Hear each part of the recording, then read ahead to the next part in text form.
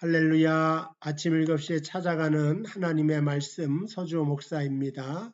오늘은 신명기 5장 22절 말씀부터 보도록 하겠습니다. 신명기 5장은 십계명을 모세에게 돌판에 써주시고 그 후에 마치 이제 부록처럼 하신 말씀입니다. 22절 보면 여호와께서 이 모든 말씀을 산 위 불 가운데 구름 가운데 흑암 가운데 큰 음성으로 너희 총회에 이르신 후에 더 말씀하지 아니하시고 그것을 두 돌판에 써서 내게 주셨느니라. 자, 모세의 말인데요. 하나님께서 오늘 어디 계시는가 하는 거에 주의 깊게 살펴봅시다. 산이 불 가운데 또 구름 가운데 그리고 흑암 가운데 또 큰 음성으로 너희 가운데 임하셨다 하는 것입니다. 오늘 이 말씀을 이라고 하는 것은 십계명을 포함한 하나님의 모든 말씀이죠. 그것을 하나님께서는 여기 그 좋은 편안한 곳, 시냇물도 흐르고 꽃도 피고 새소리도 들리고 이런 편안한 분위기 속에서 말씀하실 수 있는데 커다란 구름 가운데 흑암 가운데 큰 음성 내성 가운데 이 말씀을 하시고 있다고 하는 것입니다. 이것은 하나님의 말씀을 가볍게 여겨서는 안 된다 하는 뜻이 그 속에 속해져 있습니다. 경홀히 여기거나 망령되이 이 말씀을 받지 말고 진심한 마음으로 무겁게 이 말씀을 두렵고 떨림으로 받아라 하는 의미가 그 속에 놓여 있다 이렇게 말씀드릴 수가 있습니다. 일전에도 말씀드렸다시피 초대교회가 부흥하고 초대교회 기적의 역사가 나타나고 하나님의 은혜의 역사도 나타났는데 그 중간에 무슨 사건이 있느냐? 아나니아와 삽비라의 사건이 나옵니다. 이들은 밭을 팔아서 교회 헌금까지 할 정도로 헌신적인 사람이었습니다. 그런데 그만 하나님 안에서 거짓말을 했죠. 모든 것을 헌금했다. 그런데 반은 자기가 가지고 있었잖아요. 그러니까 이거는 하나님 앞에 교회가 서 있다고 하는 것을 말해주고 교회가 앞으로 전진해 나가고 부흥해 나가는 입장에서 하나님께서 한 가지 짚고 넘어가고 싶은 것이 있는데 그것은 바로 우리가 영광의 하나님을 찬송하고 감사하고 사랑하고 이렇게 즐겁고 기쁘게 나아가지만 또 한편으로는 뭐냐? 두렵고 떨리는 마음으로 하나님을 경외해야 된다 하는 말씀을 하고 있습니다. 그러니까 이것이 왜 중요하냐면 신앙생활을 할 때 늘 사랑 외치다 보면 사람이 방자해져서 죄를 저지르는 것을 무서워하지 않는다 그런 겁니다.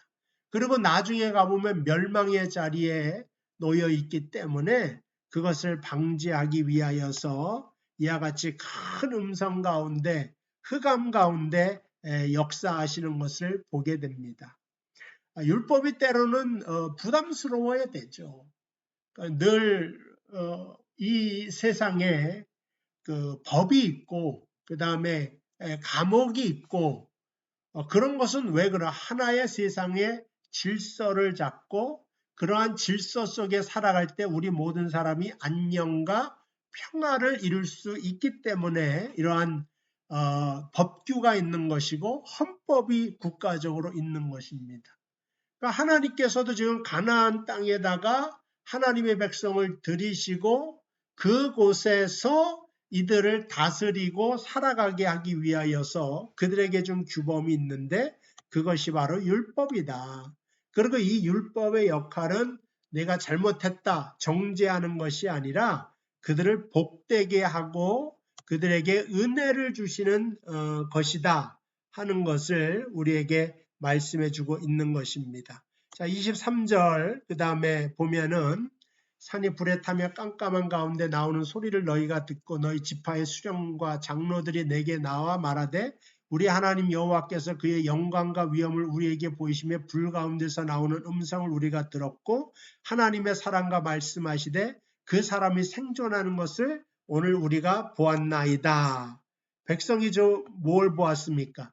사람과 하나님이 대화를 하는데 그 영광이 너무 찬란하고 그 영광이 정말 대단히 위엄이 있고 그 영광 가운데 가면 우리는 죽게 되었다 하는 것을 깨달았는데 한 사람이 오직 하나님을 친구처럼 대면하여 만나고 말을 해도 죽지 않은 것을 보았다. 그 말씀을 하고 있죠. 그 사람이 누굽니까? 모세라고 하는 사람입니다. 그러니까 모세는 하나님의 말씀을 받아서 이 말씀을 백성에게 전한 것인데 히브리서 3장 1절에 보니까 그러므로 함께 하늘의 부르심을 받은 형제 거룩한 형제들아 우리가 믿는 도리의 사도이시며 대제사장이신 예수를 깊이 생각하라. 그는 자기를 세우신 이에게 신실하시기를 모세가 하나님의 온 집에 한 것과 같이 하셨으니.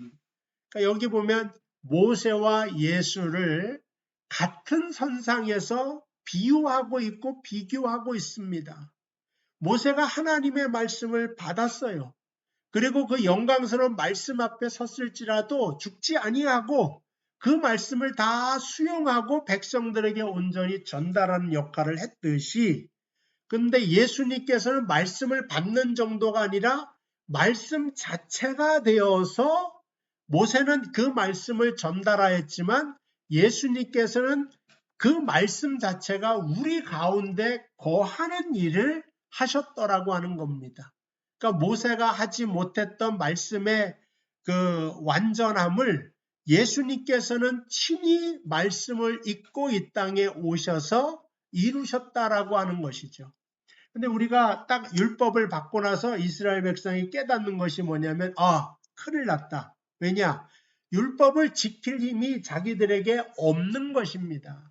그러니까 율법을 지킬 힘이 없으면 징계를 받거나 벌을 받거나 사망에 이르지 않습니다. 죄의 싹은 사망인데 그래서 희망이 없어요. 율법 안에선.